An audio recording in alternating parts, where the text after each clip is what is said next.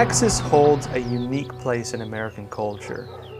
From the iconic image of the cowboy to the allure of the vast American frontier. But why is this? And what does Texas show us about the spirit of America and its character?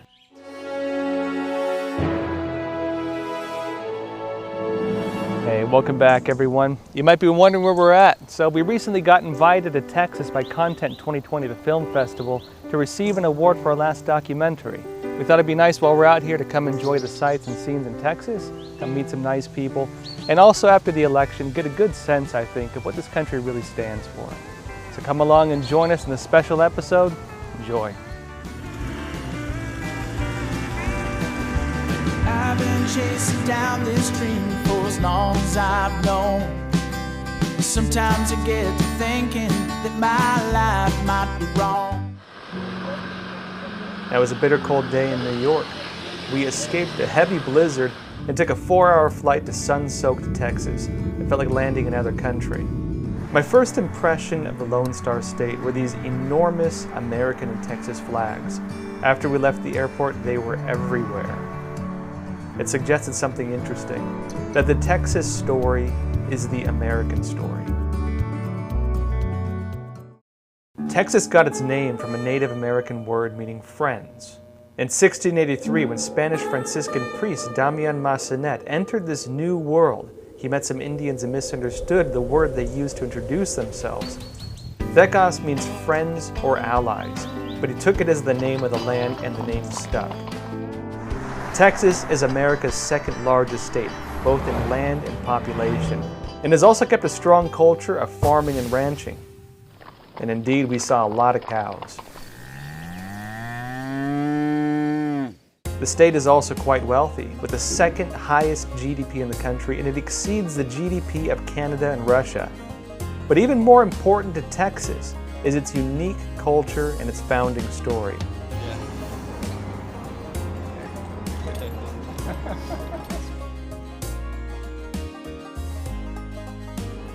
And before the film festival, I decided to go learn more about what this story really means. 185 years ago, in 1836, the Mexican president, General Santa Anna, who took Mexico from Spain and proclaimed himself the Napoleon of the West, led thousands of troops to attack the Alamo, which had less than 200 defenders. Now in his eyes, the Alamo was just an irregular fortification hardly worthy of the name. Despite overwhelming odds, the Alamo defenders held off the Mexican army for 13 days. The Alamo eventually fell and every defender was killed, but their actions helped secure the future freedom of Texas. Unlike many famous battles, the reason the Alamo became one of the most critical battles in American history was not because of its victory, but rather because of its failure. The defenders knew they wouldn't survive, but they sacrificed their lives for freedom. And "Remember the Alamo" became a slogan for anyone resisting tyranny. In his famous letter to the people of Texas and all Americans in the world, William B. Travis, commander of the Texan forces, wrote, "I am determined to sustain myself as long as possible and die like a soldier who never forgets what is due to his own honor and that of his country, victory or death." The spirit moved countless Texans and Americans. 2 months later, General Samuel Houston and the Texan Army defeated Santa Anna in the Battle of San Jacinto that lasted just 18 minutes. After his own Waterloo, Santa Anna signed the peace treaty, paving the way for the Republic of Texas to become an independent country. Back to the present, we're here in front of the Alamo in San Antonio, Texas. We're going to talk to some folks here about what the Alamo means to them. I'm curious, being from Texas yourself, I mean, what meaning does it have for Texans in terms of the spirit of Texas? And America. Because when they saw what was happening, they sent out riders outside of Texas to try to get help from other states.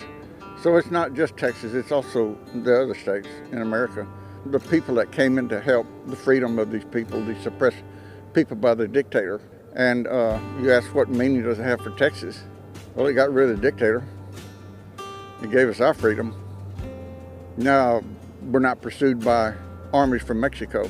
saying you can't have that gun or you can't have that black powder, or spiking our cannons where we couldn't use them. We're descendants of one of the guys who served and died here, and he was a young man in his 20s, and he gave his life for freedom.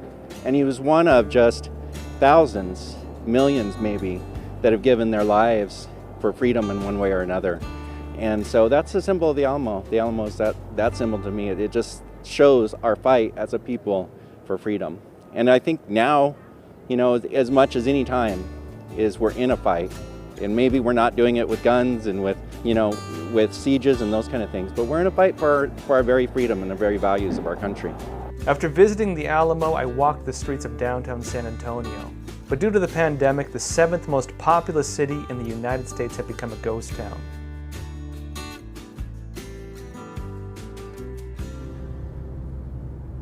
So I decided to go to the countryside to see if I could find out more about the Texas story. And this brought me to Kasi, in a town with a population of about 500 people.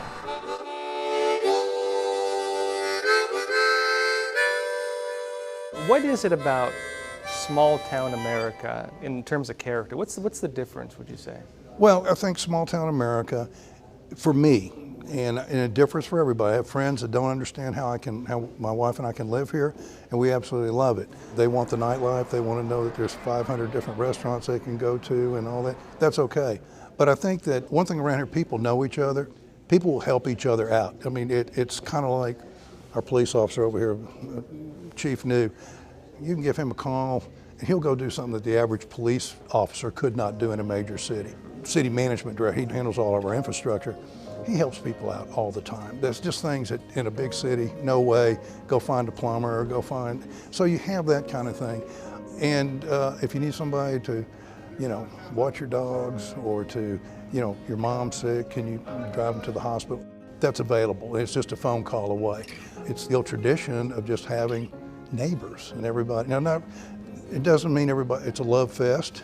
I mean, there's this and occasionally, but I found in all the years, I lived down in the Woodlands for about 25 years, which is a huge master plan community north of Houston, beautiful. But I've got more close neighbors around here than I had in 25 years of living there, than my neighbors on the very street. Just because everybody's gone to work, you come home, you're in your house, you get up and go again, and you go to your various churches or whatever you're involved in, and we love it. Running faster, faster than my dreams, and I can't stop to breathe. While we were in Kasi, there was a speech at the community center on Texas leaving the United States. And while the topic may be controversial to some, it showed that the spirit of Texas independence is still very much alive. By now, many of you have probably heard that Texas may look to secede from the Union. This is a new movement now called Texit. And to speak with us about this, we have Daniel Miller. He's with the Texas Nationalist Movement, and he's going to talk to us about his push to make Texas leave the Union. You know, at the end of World War II, there were 54 recognized countries around the world, and by the end of the 20th century, there were 192. Those countries did not fall from space. The earth did not get any bigger. They were people in countries or areas that were just like us in Texas that said, look, we just want the ability to govern ourselves the way that we want to be governed. You know, people in Texas are sick and tired of living under 180,000 pages of federal laws, rules, and regulations that if you printed them out and stacked them would be taller than the San Jacinto Monument. That's the monument to our victory against Santa Anna and our independence from Mexico. You know, and think of that situation when you put it in those terms and realize that we fought a war to be independent from a dictator, but yet the laws, rules, and regulations that it administered upon us or forced upon us by 2.5 million unelected bureaucrats dwarfs our monument to our victory for independence. I mean, it's like going to a doctor, the doctor drawing all of the blood out of your body, spilling about 40% of it on the floor, re-injecting the rest of it, and then saying, hey, you realize you wouldn't be alive without me, right? I mean, that's how this relationship is. The idea of independence is branded into Texas. From its nickname as a Lone Star State to the fact that it joined the Union as an independent nation. to its own military, the Texas National Guard. And with its over 21,000 troops with both air and land capabilities, it's among the strongest military forces in America. From a certain perspective, Texas is just like a small America that's both prosperous and efficient. If Texas were a country, it would be among the world's top 10 economies and oil producers. And in addition to that, there are 50 Fortune 500 companies headquartered in Texas, ranking third in the U.S. after New York and California. But still, could Texas really function as its own country? Another question is, do most Texans actually support Texas independence? On the TNM website, more than 400,000 people have already declared their support for Texas, but Texas has a population of close to 30 million people. I understand Texas is a red state and a lot of people aren't happy with the election. How do you think this has changed things? Well, look, we wouldn't be pushing for a referendum if we didn't think we could win it. You know, the fact of the matter is that we put this thing to a vote. We anticipate we're going to slam dunk it by 10 to 15 points, maybe more. I think it really depends on exactly what the federal government does between now and the time the vote happens. Does anyone anticipate that they're going to reverse course and suddenly say, you know what, Texas, we get you, we understand your concerns? No, what we're going to get is we're going to get more jobs killed through the Green New Deal. We're going to get more centralization, more socialism, more power sucked into Washington, D.C., and we're going to see the rights of the people of Texas eroded and trampled on. When they're talking about, you know, taking someone like Beto O'Rourke who said, you know, hell yes, I'm going to take your AR-15, right? And when they take these radicals that are in Congress and say, look, we're going to put them in charge of your health and your economy and energy and all of these things, then the people of Texas, you know, we know exactly what we're going to expect. So yes, we'll win by 10 to 15 percentage points and possibly more, depending on exactly how radical Washington, D.C. gets. How does this actually work? Yeah, it's a process question. We get a lot of those, as you can imagine. But I would just encourage people to look and see what happened in Scotland in 2014, and the UK, and the Brexit vote. It's a very similar situation. For us here in Texas, we don't have citizen initiative. So we can't, no matter how many signatures we collect, we cannot force something on the ballot. But what we have to do is we have to engage these legislators, and we need a statute in place that will allow us to go to the polls and vote for that. Now, good for us, State Representative Kyle Biederman, being the hero that he is, filed HB 1359, which will do exactly that thing. So we make it through the legislature. Texans will go to the polls in November of 2021 to vote on the issue of Texas leaving the Union. The next day, I attended Content 2020. Now, the Epoch Times was honored to win the Best Documentary Award in the News and Journalism category. And during the News and Journalism lunch, I was invited to share my experiences as an investigative reporter researching radical and subversive movements in the United States. And people started telling me, those people attacking us, those are spies. And I come from a background like James Bond movies and stuff like that. I'm like that's not a spy. It's like the guy looks like he hasn't showered in a week. They're like sweaty. They don't look like spies. I'm like, no, that's that. He should be wearing a suit and carrying a briefcase.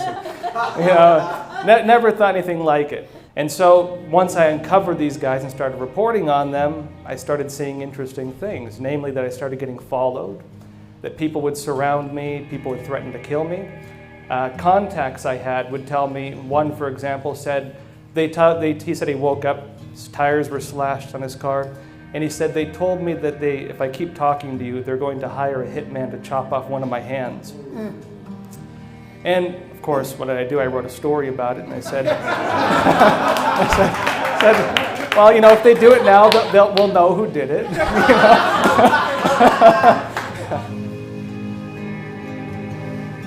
Because if you go back and read the Communist Manifesto, what does it say? Communism abolishes eternal truths. And what is eternal truth, right?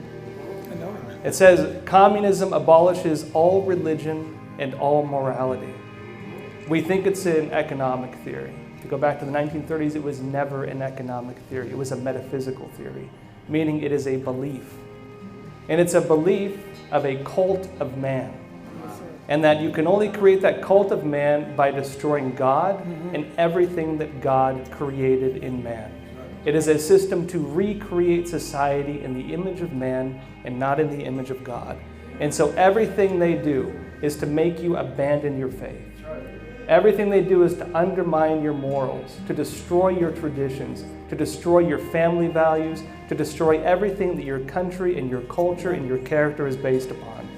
And it is only through that, if they can achieve it, that they can achieve their goals. And so at Epoch Times, we of course have our slogan, Truth and Tradition, meant to speak the truth and uphold traditions. And this is something we're going to be doing into the distant, distant future, and we will never be silenced.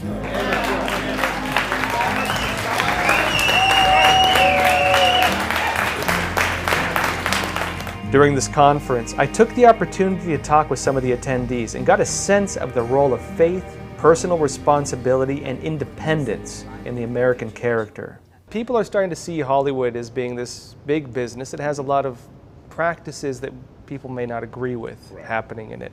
And also that the trajectory of it is moving away from tradition, moving away from values, moving into a lot of political realms that people just don't feel comfortable with these days. They're too tired of it. And we see now the faith film industry getting a lot more professional, making really good films sometimes, and also making films that talk to us with meaning. Right? Not even per se, getting preachy, but just having meaning, right? What do you think the value of that meaning is in film? It's extremely important because people are seeking and they're not finding. We talked a little while ago about the frivolity of the internet and all these kind of things, right? And I think people seek that frivolity, they seek that escape because they're afraid of what the answer that they may not be able to find, or they're afraid of the answer that they are finding. And so they're looking for a way to give them a hope to kind of give their brains a shock into thinking, I won't have to deal with it. I can grin and bear it. I can go ahead, it's not really happening, because they're watching that's why they're getting involved in all this stuff. And so the value sector of filmmaking is extremely important because people may not know of Christ yet. They may not even be prepared, but there's a precursor to that word.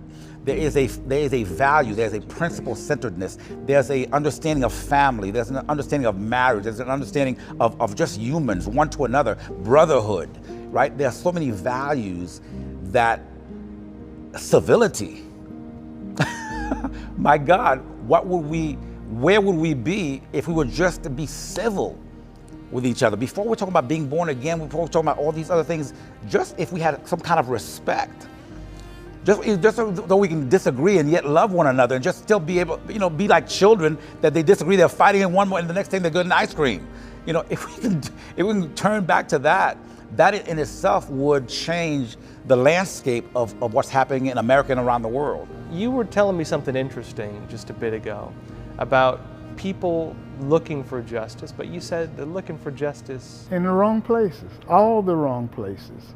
Most times, Joshua, buildings that are designated as justice centers. And this is where the general public has to go from time to time for some reason or another. And they expect to go into these buildings and come out of these buildings with the thought and attitude that they have received what they consider to be justice. But they don't understand that absolute and perfect justice comes from only one source, and that is Father God. Now, someone sent me a quote from another saint, actually. There was an interesting quote. It said something along the lines that basically you find similar traits among saints and heroes, that oftentimes they're people who are willing to take risks. Yes. Mm-hmm. But the saint also said you find that same trait among criminals. Mm-hmm. And actually the line between saints and heroes and criminals can be very thin. It's just a choice of how you deal with the hardships put in front of you. Mm-hmm. And I mean, that was something that really had me thinking. It's making me think about your story too, of finding people and seeing in them talents and values that they do not see in themselves. And helping them to nurture those values, to change them, right? As a teacher, that's what I do. Mm-hmm. A young person comes to college and they have these big dreams of what they're going to be. And they think that coming to college and just sitting there is going to miraculously make this wonderful job appear on their fourth year may when they walk across that stage. They don't realize how much work and effort and time it is going to take. They haven't developed their savvy wings yet, so they don't realize that it's going to take an understanding of how to do. That's my job. My job is to lead and guide them in the how-tos. So some of their savvy may be considered game. So I've got to see the game in them and use it for their own good. That's an interesting way of looking at it, actually. If you were to let people know one thing about your work and what you hope to build through all this, what would you tell them? I really want people to know God first and foremost, and I want to give glory to Him, you know, because if it wasn't for the Lord, I wouldn't be here. You know, I wouldn't know anything, what I'm gonna do, or I never aspired to be a filmmaker. You know, it just kind of happened as I started following the Lord. In 1864, 28 years after the siege of the Alamo, the phrase, "In God we trust," was first used on a 2-cent coin. And this was declared by Congress as the national motto in 1956.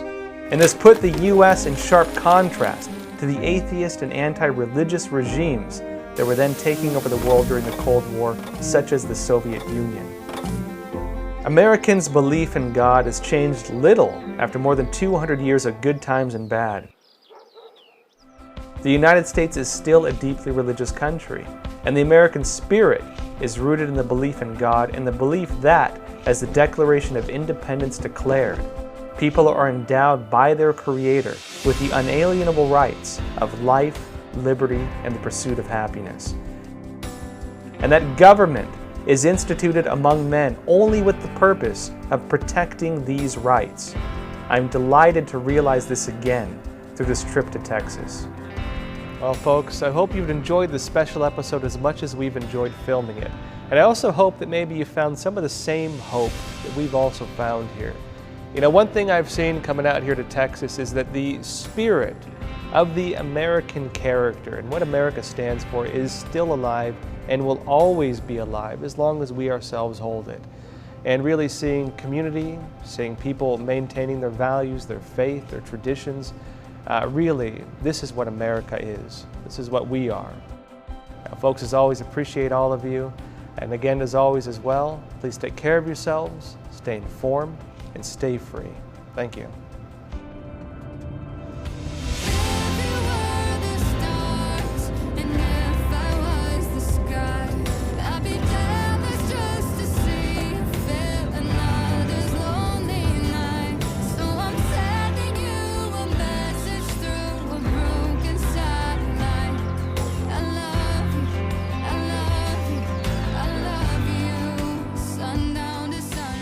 We filmed this episode just before the snowstorm hit Texas, and like many people, we didn't expect the storm to hit so badly.